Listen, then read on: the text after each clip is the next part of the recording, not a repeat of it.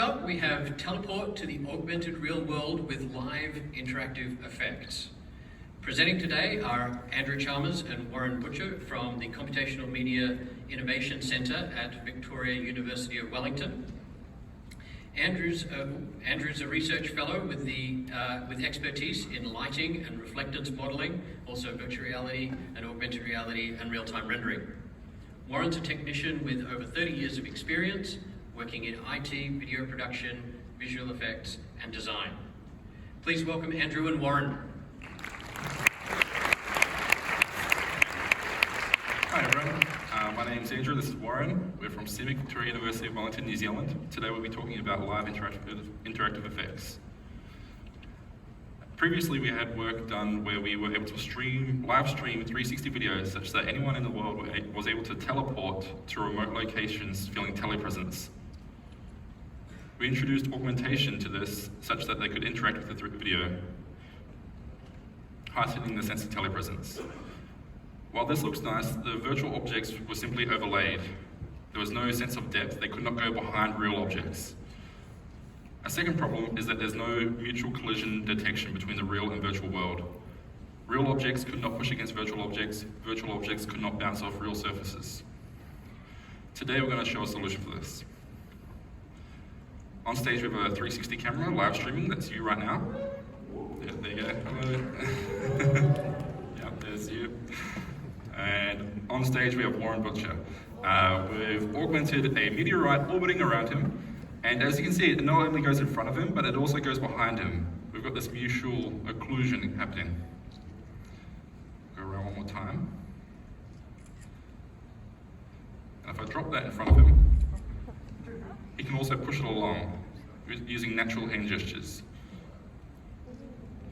So there's a sense of occlusion and collision detection between the real and virtual worlds. So how do we do this? Firstly, on stage, we have a live streaming 360 camera mounted with a LiDAR sensor providing a point cloud. This is live streamed over the network and into a game engine. Here is the point cloud information projected onto a 360 panorama.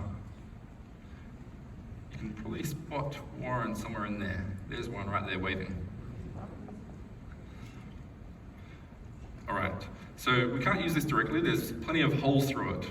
And for mixed reality, we need to fill that in. So the first thing we do is a few steps where we densify the depth map, fill in the missing holes. It's a little bit noisy, so we add a few post-processing steps to smooth out the edges, add a ceiling and floor to the depth map, and now this is ready to use for compositing. We can put virtual objects behind and in front of real objects. For collision detection, we need a geometric representation with a mesh. This is the auditorium right now.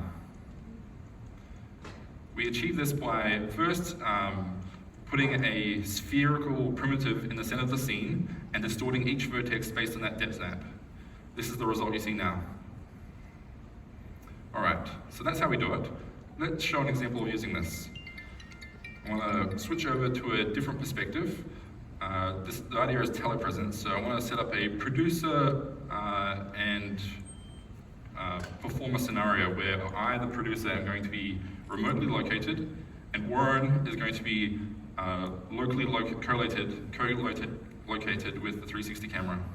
You, the audience, could imagine you're like a participant that could be online, anywhere in the world, viewing this in real time. All right, so let's get rid of the rocks. We could augment this scene with a bit more interesting content. How about some snow? It is winter time, after all. We could add some snow coverage. As you can see, you're in the snow. It's going up and down the aisles, in between the chairs. We've got a nice geometric representation of the real world, and it's quite fun. I hope you're not too cold out there. Warren's getting a bit cold, so he's put on his hoodie. All right, now we can do collision detection as well, so let's give him something to interact with. Why don't you give those a little push, Warren?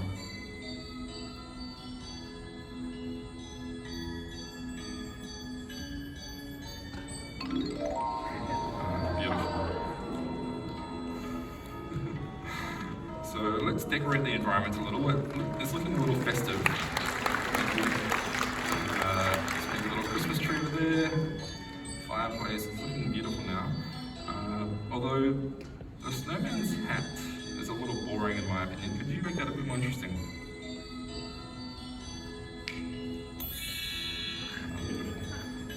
Okay. Oh, the snowman doesn't seem to like that. You're not going to hit it, are you? Oh, Warren! That's not very nice.